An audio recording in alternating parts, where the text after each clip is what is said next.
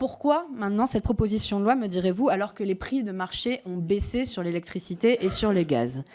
Parce qu'ils ne baissent pas pour les Français. Un Français sur deux déclare avoir du mal à payer ses factures d'énergie. C'est devenu le principal problème de pouvoir d'achat en France.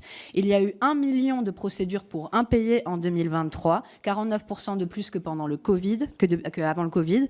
30% des Français auront froid cet hiver. Ce sont les chiffres du médiateur de l'énergie. Voici des témoignages que je reçois dans le cadre de cette proposition de loi.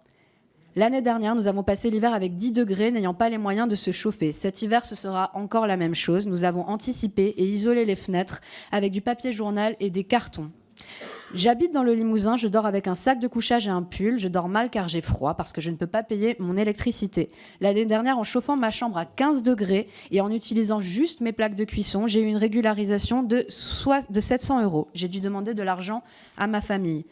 1 900 € de régularisation pour un salaire. Nous avons dû faire un crédit à la consommation pour payer cette facture. J'ai eu le droit en 2023 à un rappel de 700 € pour ma consommation, pourtant économe, de 2022. Depuis, je ne me chauffe plus. C'est simple.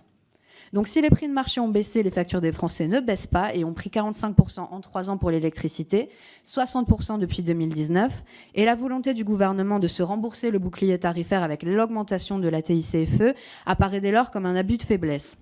Pourquoi cette proposition de loi? Parce que les faillites ont battu un record sans précédent depuis 12 ans. Nous avons pourtant alerté sur les conséquences que la crise de l'énergie aurait sur nos boulangeries, sur nos PME industrielles et sur les 110 000 emplois menacés à court terme dans l'industrie.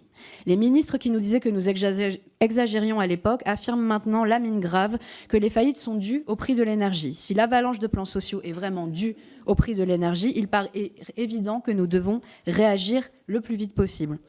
Pourquoi cette proposition de loi? Car rien ne garantit que les prix de l'énergie ne remontent pas en flèche dans les prochains mois.